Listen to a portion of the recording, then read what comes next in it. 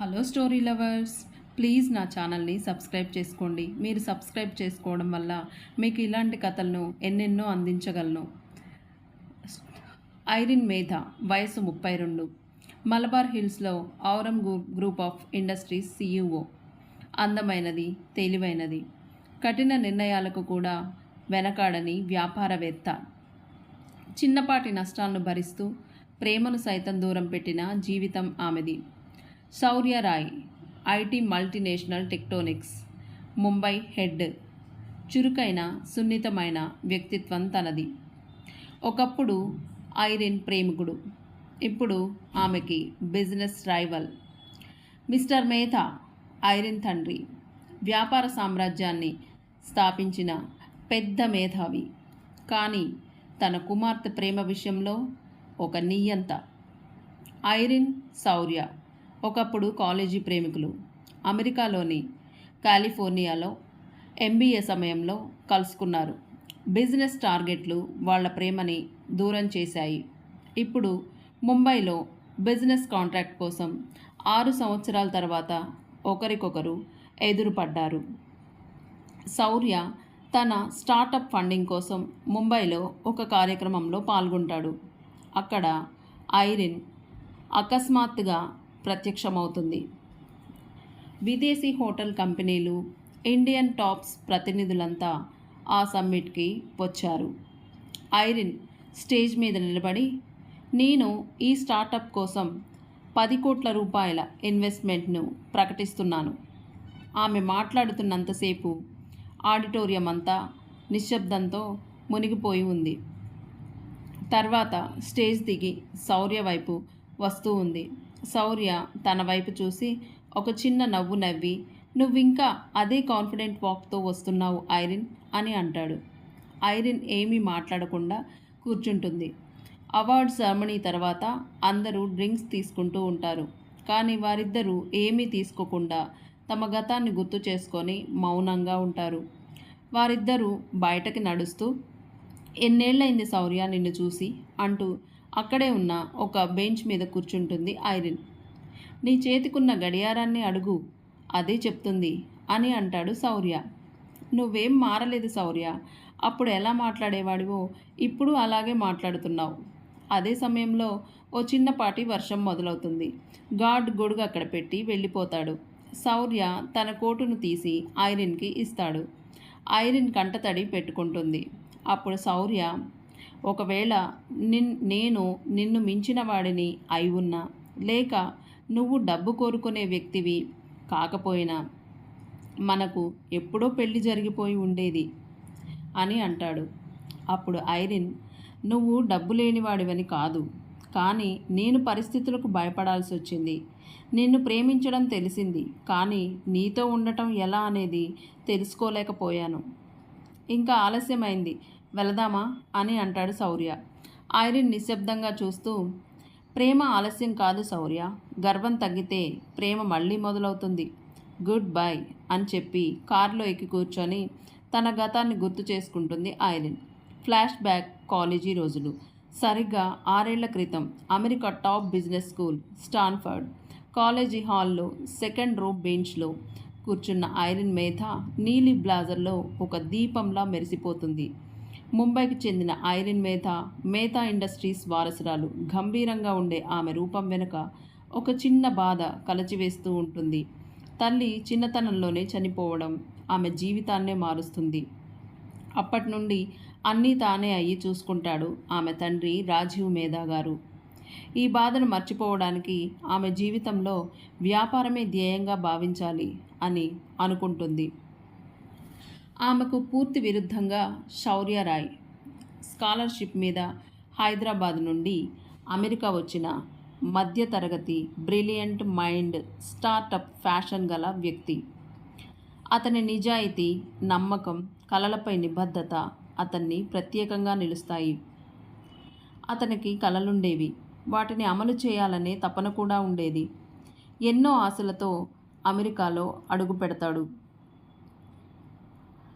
Irene, శౌర్య ఒక చిన్న home ప్రాజెక్ట్లో మొదటిసారిగా కలుసుకుంటారు. ఐరిన్ అందం, చక్కటి స్ట్రాటజిక్ ప్లానింగ్, శౌర్య డీప్ లాజికల్ అనాలిసిస్ తక్కువ ఖర్చులో సమర్థవంతమైన ఆలోచనలు ఇద్దరికీ ఒకరంటే ఒకరికి ఆసక్తి పెరిగేలా చేశాయి. ఈ ప్రాజెక్టులోనే వాళ్ళిద్దరి మనసులు కూడా కలుస్తాయి. వారు కలిసి చేసిన ఎకో హాస్పిటాలిటీ ప్రాజెక్ట్ ప్రదర్శనలో ఫస్ట్ అవార్డు గెలుచుకుంటుంది. ఆ రోజు సాయంత్రం క్యాంపస్ బయట కాఫీ షాప్లో శౌర్య కాఫీ ఇస్తూ, మీరు మాలాంటి మధ్యతరగతి వాళ్లను చూసే రీతిని నువ్వు మార్చేశావు ఐరిన్, నేను చాలా లక్కీ అని అంటాడు. ఐరిన్ మృదువుగా నవ్వుతూ, నిన్ను నేను ఎప్పుడో గమనించా, కానీ బయటపడకపోతే మన ప్రేమను ఆలస్యం చేస్తానేమో అని భయమేసింది. శౌర్య, ఐరిన్ ఇద్దరూ పుస్తకాల చర్చ మొదలుపెట్టారు. నిన్ను చూసిన ప్రతిసారి నేను నా లక్ష్యాలని సాధిస్తాననిపిస్తుంది. ఐరిన్ నవ్వుతూ, అవి నీ లక్ష్యాలే కాదు, నా కలలు కూడా, అందుకే మనం కలిశాం. చదువు పూర్తయిన వెంటనే ఐరిన్ ముంబైకి వెళ్ళిపోతుంది. శౌర్య కూడా తన స్టార్టప్కి పెట్టుబడిదారుల కోసం వెతుకుతాడు. కానీ ఎవరూ ముందుకు రారు. దీంతో చేసేదేం లేక మేధా ఇండస్ట్రీస్ని కలుస్తాడు. ఐరిన్ తండ్రి మిస్టర్ మేధా. శౌర్య స్టార్టప్ ప్రజెంటేషన్ చూసిన వెంటనే, ఒక నిర్దిష్ట ఆదాయం లేని వ్యాపారంలో పెట్టుబడి పెట్టడం అంటే ఆ రిస్క్ని నేను తీసుకోలేను. ఆమె తండ్రి వ్యతిరేకత, ఐరిన్ మౌనం శౌర్యని తీవ్రంగా కలిచివేస్తాయి. ఐరిన్ తండ్రి మిస్టర్ మేధా గారు శౌర్య స్థాయిని అంగీకరించలేరు. ఐరిన్ కూడా ఆ సమయంలో వ్యాపార బాధ్యతలు తీసుకుంటూ తండ్రి మాటని వ్యతిరేకించలేకపోయింది. శౌర్య ఆ రోజు రాత్రి ఆమెని నిలదీస్తాడు. నువ్వు నన్ను నిజంగానే ప్రేమించావా? నా ప్రతిభను నమ్మి కూడా రిస్క్ తీసుకోలేకపోతున్నావా? ఐరిన్ అప్పుడు బాధతో, నిన్ను ప్రేమించాను శౌర్య, కానీ వ్యాపారం వేరు, జీవితం వేరు. ఏదైనా జరగరాని జరిగితే జీవితాంతం ఆ నష్టాన్ని పూడ్చలేం. ఈ మాటలే వారిని వేరు చేశాయి. శౌర్య భారంగా వెళ్ళిపోయాడు. ఈలోపే నిశ్చితార్థం అంటూ ఐరిన్ తండ్రి ఒత్తిడి తెచ్చాడు. 2018లో మిస్టర్ మేధా వ్యాపారంలో భాగస్వామ్యం కోసం దుబాయ్ బిలియనీర్ రఫీక్ కుమారుడు ఫర్హాన్ను ఐరిన్కు పెళ్లి సంబంధంగా సూచిస్తాడు.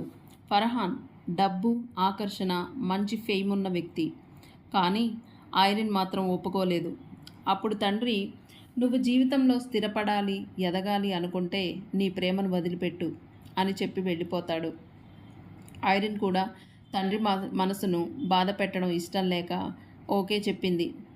నిశ్చితార్థం ప్యాలెస్లో ఏర్పాటు చేశారు. కానీ ఆ రోజు ఉదయం ఐరిన్ తన పాత డైరీ తీసుకొని ఓ పేజీ చదువుతుంది. నా కలల ప్రపంచంలో ఒకేలా మైండ్ ఉంది అంటే అది శౌర్య మాత్రమే. మేమిద్దరం ఎప్పుడూ ఒకేలా ఆలోచిస్తాం అని రాసుంటుంది.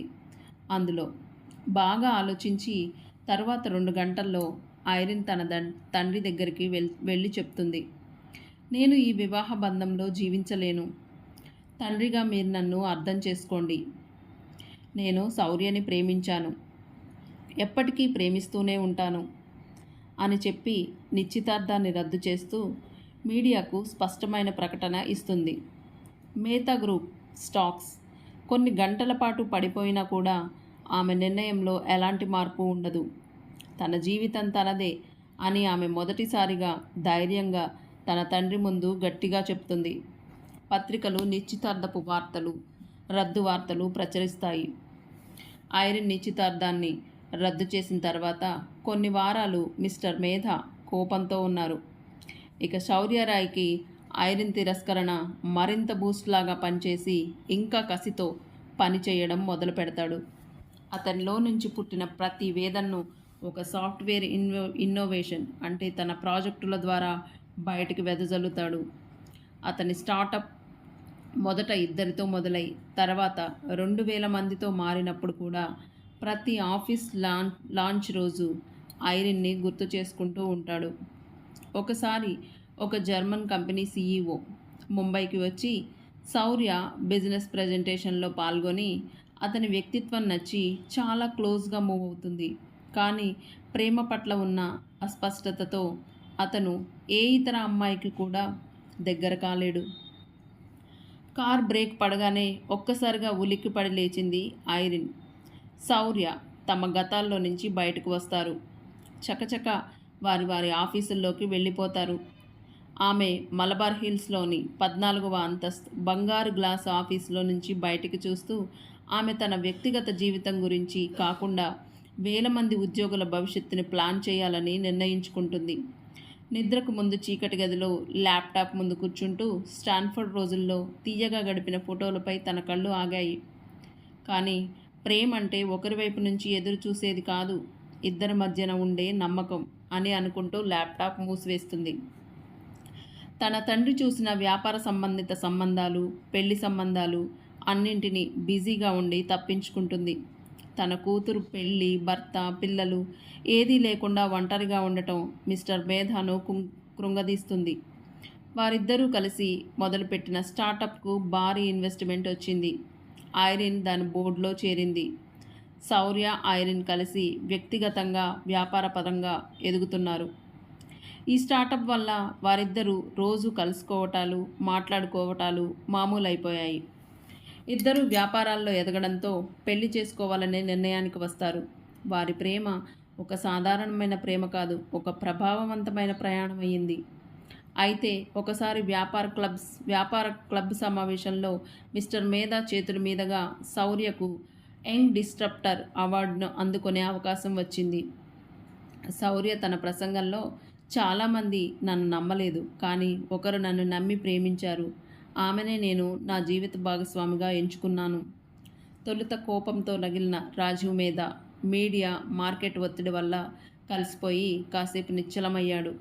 కోపంగా ఇంటికి వెళ్ళి ఇంట్లో ఆ రాత్రి ఐరిన్ తల్లి వీడియో చూసిన తర్వాత ఆయన హృదయం పూర్తిగా మారిపోయింది. ఆమె ఒక ముస్లిం కుటుంబం నుంచి వచ్చి తన కోసం, తన ప్రేమ కోసం నిలబడింది. తన కుమార్తె కూడా అదే బలాన్ని చూపిస్తుందని గర్వపడ్డాడు. మిస్టర్ మేధాకు అంతర్గతంగా ఎక్కడో ఉన్న కాస్త ఈగో కూడా కరిగిపోయింది. ఆ రాత్రి ఐరిన్ వద్దకు వచ్చి, నీ ప్రేమను నేను త్రాచుతో కొలిచాను, కానీ నువ్వు నీ ప్రేమతో నీ తండ్రినే గెలిచావు. వెళ్ళి నీ ప్రేమని, గౌరవాన్ని తిరిగి తెచ్చుకో అనగానే, థ్యాంక్ యూ డాడీ అని తన తండ్రిని కౌగిలించుకొని, ఎస్, నా ప్రేమ ఫలించింది అని అనుకొని తర్వాత శౌర్యని కలుస్తుంది ఐరిన్. విషయం చెప్పి హ్యాపీగా ఫీల్ అవుతుంది. పెళ్లి ముహూర్తాలు పెట్టిస్తారు. పెళ్ళి ఒక హోటల్ ఫౌండేషన్ లోపల కార్పొరేట్ హడావుడి మధ్య కాకుండా కొద్దిమంది స్నేహితుల నడుమ నిరాడంబరంగా జరుగుతుంది. ఇంతటితో ఈ కథ సమాప్తమవుతుంది. ప్రేమ గొప్పగా నిలవాలంటే గర్వం కరిగిపోవాలి. ఒకరికొకరు అర్థమవ్వాలంటే సమయం పక్కాగా రావాలి. ఐరిన్, శౌర్య కథ మనకు అదే చెప్తుంది. Thank you for watching this story. Don't forget subscribe please.